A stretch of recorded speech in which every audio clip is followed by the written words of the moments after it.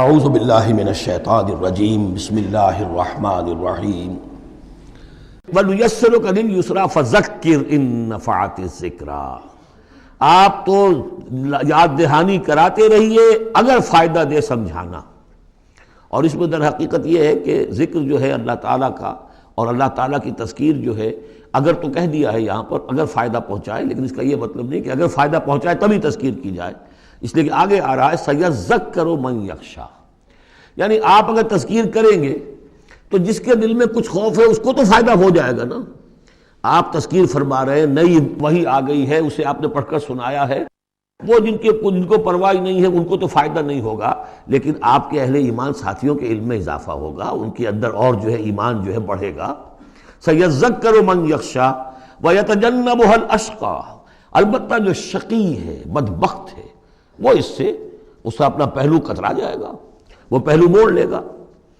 الذی یصلی النار الکبریٰ، جس کا انجام پھر یہ ہونا ہے کہ وہ بڑی آگ میں جھونکا جائے گا، داخل ہوگا بڑی آگ میں۔ ثم لا یموت فیہا ولا یحییٰ، پھر نہ اس میں وہ مرے گا اور نہ زندہ رہے گا، نہ زندوں میں نہ مردوں میں۔ لا تبقی ولا تذر، سورہ مدثر میں جو آیت آئی تھی، ثم لا یموت فیہا ولا یحییٰ، پھر نہ اس میں اس کو موت آئے گی، نہ وہ زندوں میں ہوگا نہ مردوں میں۔ قد افلح من تزکیٰ، یقیناً کامیاب ہو گیا وہ، یہ مضمون بھی آگے اب پھیلے گا اور بڑھے گا، ترقی کرے گا۔ قد افلح من تزکیٰ، بے شک کامیاب ہوا وہ کہ جس نے تزکیہ حاصل کر لیا، اپنے آپ کو پاک کر لیا۔ یعنی انسانی روح جو ہے وہ اس جسم میں جب قید کی گئی ہے، بنایا گیا بہت بلند، لقد خلقنا الانسان فی احسن تقویم، پھر ڈالا ہے اس میں، اس حیوانی جسد کے اندر، ثم رددناہ اسفل سافلین۔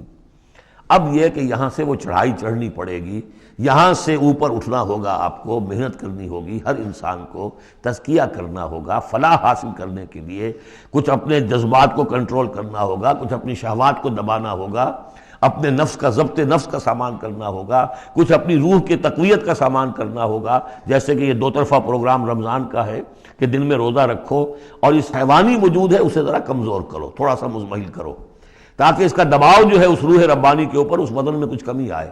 رات کو کھڑے ہو جاؤ اور اس روح کے اندر آبیاری، اس کے اوپر قرآن کے انوار کی بارش کرو، اس سے یہ کہ یہ روح تازہ ہوگی، زندہ ہوگی، اپنے رب کی طرف متوجہ ہوگی۔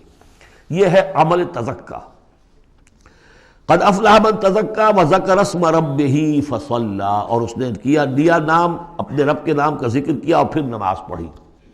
تو اس میں یہ کہ یہی شکل ہو چکی ہے جمعے کے اندر۔ پہلے جو ہے تذکیر کے لیے خطبہ ہوتا ہے، خطبہ جو ہے تذکیر کے لیے ہے۔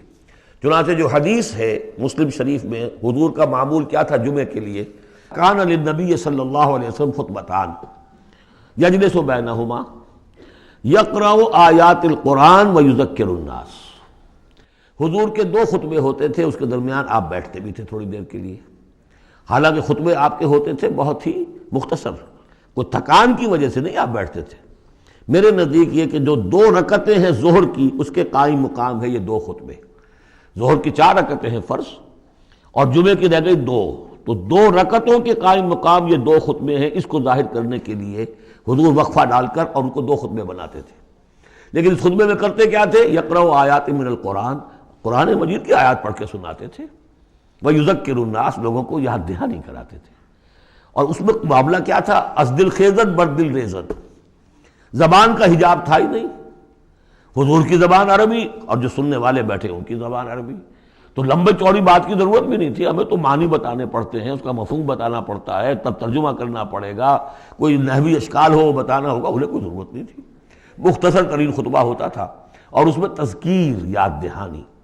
اور اسی میں آتا ہے اصل میں وہ حدیث جو آتی ہے کہ وہ جو میں آپ کو بتا رہا تھا کہ وہاں اللہ کے نبی نے بتایا ہے کہ جو پہلی گھڑی میں، اگرچہ اس میں اختلاف ہے کہ اس سے مراد کیا ہے، ایک رائے تو یہ ہے کہ اشراق کے وقت جو لوگ پہنچ گئے مسجد میں، گویا کہ وہ پہلی ساعت میں مسجد میں آ گئے جمعے کے روز، ان کو اتنا ثواب ملے گا جتنا کہ ایک اونٹ کی قربانی سے ہوتا ہے۔ جو دوسری ساعت میں آئیں گے انہیں اتنا ثواب ملے گا جتنا ایک گائے کی قربانی کا۔ تیسری ساعت میں آئیں گے ان کو اتنا ثواب ملے گا جتنا ایک بکری یا میڑھا جو ہے اللہ کی راہ میں قربان کیا۔ چوتھی ساعت میں آئیں گے ان کے لیے ایسا ہے کہ ایک جو مرغی ہے وہ اللہ کی راہ میں صدقہ کر دی، اور جو 5ویں میں آئیں گے وہ ایسے جیسے کہ ایک انڈا اللہ کی راہ میں خیرات کر دیا۔ اس کے بعد جو آتا ہے تو جو فرشتے بیٹھے ہوتے ہیں مسجدوں کے دروازوں پر اور ان کے رجسٹر ہوتے ہیں، ان میں حاضری کا اندراج کرتے ہیں وہ. اس کے بعد جب امام کا خطاب شروع ہو جاتا ہے، لیکن وہاں خطبہ ہوتا تھا، خطاب نہیں. ہمارے ہاں تو پھر دو چیزیں ہو گئی، ایک اردو کی تقریر، پھر ایک خطبہ. جب امام کا خطبہ شروع ہو جاتا ہے تو اس کے بعد فرشتے اپنے رجسٹر بند کرتے ہیں. یستمعون الذکر، وہ بھی اس ذکر کو سننے میں مصروف ہو جاتے ہیں. یعنی اب جو آنے والے ہیں ان کا اندراج نہیں ہوتا. اب اس میں جو تعویل کی علماء نے، اور علماء میں سے شاہ ولی اللہ دہلوی کی بھی تعویل ہے یہ کہ ایک تو یہ کہ اس سے مراد یہ ہماری ساعتیں نہیں ہیں بلکہ کچھ خفی ساعتیں ہیں یہ، اگرچہ مجھے اختلاف ہے ان کی رائے سے. البتہ دوسری بات انہوں نے جو کہی ہے کہ اس میں جو اندراج نہیں ہوتا وہ اس معنی میں کہ فضیلت اب نہیں رہی، فضیلت گئی. فرض کی ادائیگی تو ہو جائے گی، چاہے خطبے کے دوران بھی آپ پہنچ گئے ہیں تب بھی جمعے کی فرض کی ادائیگی تو ہو جائے گی، لیکن فضیلت کا معاملہ دفتر فضیلت ہے جو فرشتے بند کرتے ہیں. اب آپ کا اندراج نہیں ہوگا جب امام نے خطبہ شروع کر دیا. تو وہ ہے کہ ذکر اسم ربہ، پہلے خطبے میں اللہ کا نام لیا، ذکر کیا، پھر نماز پڑھی. یہ ترتیب گویا کہ جمعے کے اندر ہو رہی ہے. بل تؤثرون الحیات الدنیا، تمہارا اصل مرض کیا ہے؟ تم دنیا کی زندگی کو ترجیح دیتے ہو. اللہ اللہ خیر صلی اللہ، میں نے یہی کہا تھا نا کہ بما قدم واخر، کسے آگے رکھا کسے پیچھے رکھا، سارا فیصلہ تو اس میں ہے. مقدم آخرت ہے اور دین ہے یا دنیا ہے. یا تو آپ نے مقدم بنا دیا آخرت کو تو جتنی دنیا مل جائے اللہ کا فضل ہے، اللہ کی طرف سے دین ہے، بونس ہے. لیکن اگر آپ نے مقدم بنا لیا دنیا کو تو پھر آپ گئے. بس یہ ہے سارا کانٹے کی بات جو ہے. تو اس حوالے سے بل تؤثرون الحیات الدنیا کلا بل تحبون العاجلہ وتذرون الآخرہ. تمہارا اصل مرض یہ ہے، تم اس عاجلہ سے محبت کرتے ہو، اس کا نفع بھی نقد نقصان بھی نقد، تکلیف بھی فوراً محسوس ہو گئی اور راحت بھی فوراً محسوس ہو گئی، اور آخرت کا نفع نقصان بھی قرض ہے، ادھار ہے، اس کی تکلیف اس وقت محسوس نہیں ہو رہی. انگارے بھر رہے ہیں اپنے پیٹ کے اندر لیکن وہ انگارے اس وقت پیٹ کو جلا نہیں رہے ہیں. وہ انگارے ظاہر ہو جائیں گے قیامت کے اندر، وہ جلائیں گے اس وقت، لیکن انگارے بھر اس وقت رہے ہو. جو فرمایا کہ جو یتیموں کا مال ہڑپ کرتے ہیں ناحق طور پر، ما یاکلون فی بطونہم الا نار، وہ آگ بھر رہے ہیں اپنے پیٹوں کے اندر، لیکن اس وقت وہ آگ ٹھنڈی ہے، شوگر کوٹڈ ہے، اوپر اس کے انسولیشن ہے، وہ آپ کے معدے کو جلاتی نہیں جا کر، لیکن وہی ہے تو آگ. بہرحال تم ترجیح دیتے ہو دنیا کو، والآخرۃ خیر وابقیٰ، جبکہ آخرت بہتر بھی ہے اور باقی رہنے والی ہے. ان ھذا لفی الصحف الاولی، یہی بات تھی پرانے صحیفوں میں. اصل میں یوں سمجھیے کہ جو کانٹے کی بات ہے وہ یہ ہے، جو اصل شے ہے ہدایت اور ضلالت کی جو بات ہے، راز وہ یہ ہے کس کو مقدم کس کو مؤخر، دنیا یا آخرت. صحف ابراہیم و موسیٰ، صحف اولی یعنی ابراہیم کے صحیفے اور موسیٰ کے صحیفے، ان کا ذکر پہلے بھی آیا ہے. تو موسیٰ کے صحیفے ہمیں معلوم ہے، ابراہیم کے نہیں.